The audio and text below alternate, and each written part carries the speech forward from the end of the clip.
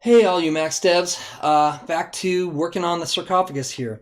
So if you don't remember, which has only been 2 seconds, but if you don't remember, we're doing this part right here. We're in the center, one of these center tiles. We're only doing one at a time because that way we can tile them or we can mirror them and make our own object. But we're going to take this and look at it and say, okay, what we want is to extrude out and cut out that hole. But I want to point out that this bevel right here, this archway, is matching up the exact position of the height of that pillar cut, the top of the pillar notch, which is perfect for us because we need to plan out the sides of this, but the bottom part is already figured out for us. Now the top part isn't, but we'll use that to our advantage too.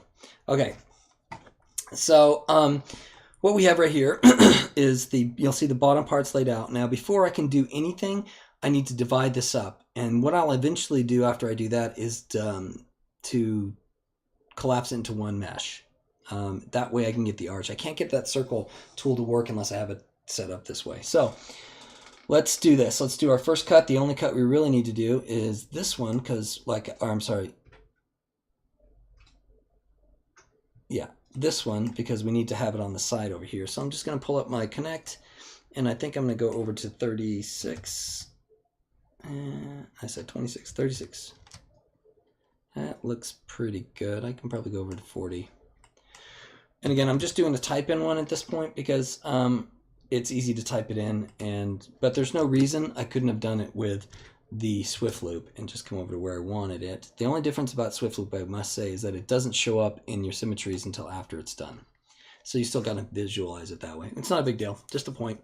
Okay, so now that we have that part, we need to start thinking about how we're going to get the subdivision of the where the hole is going to be.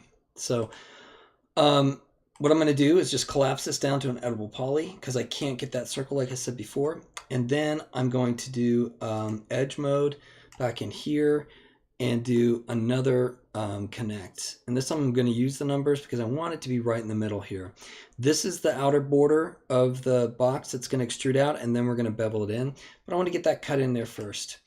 The next thing I'm going to do is grab those four faces real quick.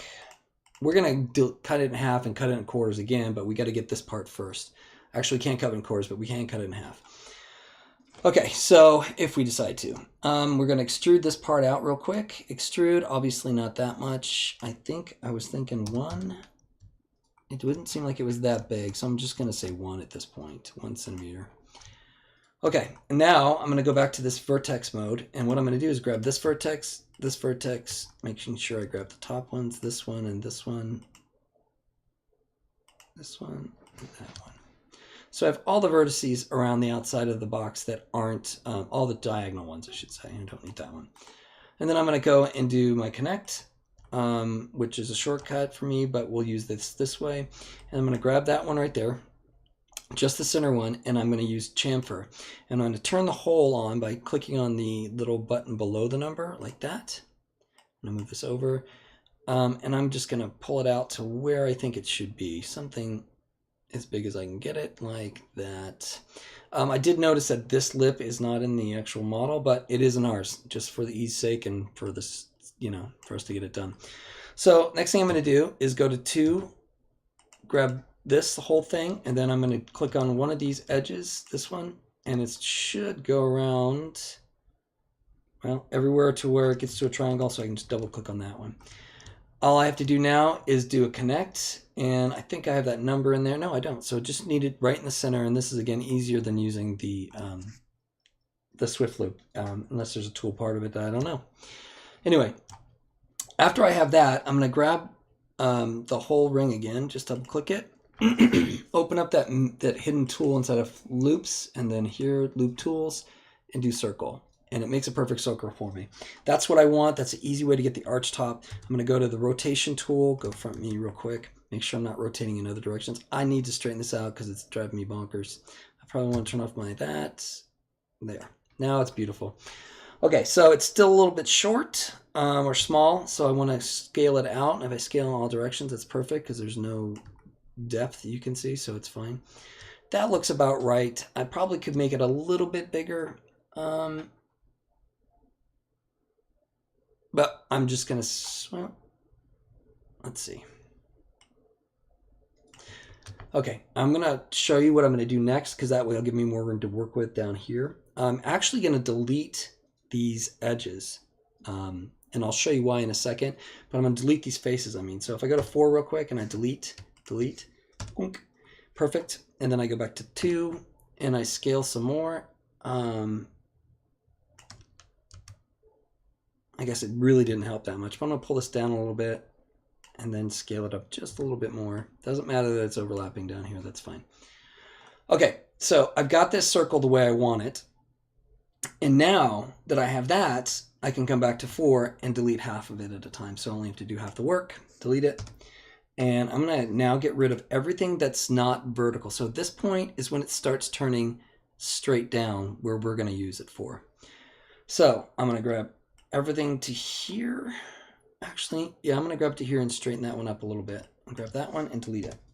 And I'm going to take this number 1, the vert, and pull this up just a little bit. So actually, we'll just do the, where's my, there it is. Straighten that out. And looks like, oh, my bad. We want it to be Y. Okay. So now I have this. I'm going to go ahead and get rid of a couple of that straggle. Actually, it's only one straggling vert right there. We're going to get rid of him. I could get rid of this one too, but it needs to go across and we can do some cleanup stuff later. So I'm going to go back to 2, grab that edge that you can see right there, and I'm going to turn on my snap tool, shift to, I mean not shift, but spacebar to make sure I lock it. Snapping right there. Shift to drag it, and of course it does that. So I'm going to shrink the tool to there. And when the tool overlaps, sometimes it takes weird control over it. Now the bottom of this actually probably does need another division. We're just going to go pretty close to the bottom here. We still do need one more division though. So I'm going to grab this. Oops, got that shift on, got that space bar still on. Goodness. Grab this. I'm going to divide it 1 time, and I can just do this and move it down. Hey, stop it. Snap off, pull it down. Probably something like, that's actually pretty close to the bottom there, like that. Okay, so now I have that cut right there. The reason I did that is so when I grab this guy again,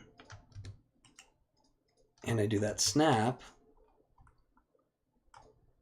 and spacebar and shift and drag, it'll snap to that point, and it'll snap to that point, and again shift and drag. And then this one I can do one more, and probably should cut this one too, and I'll do that in a second.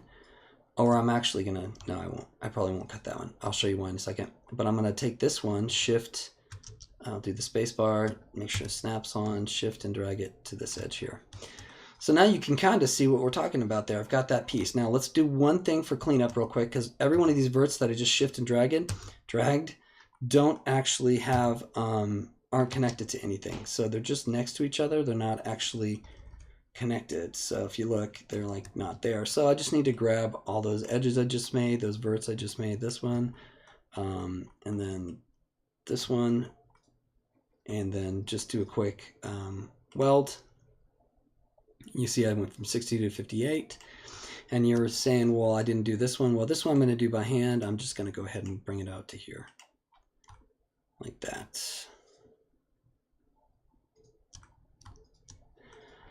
Okay, so let's do a little bit more cleanup while we're here. Probably do this too. I'll grab this and do a, oh, that's not what I wanted.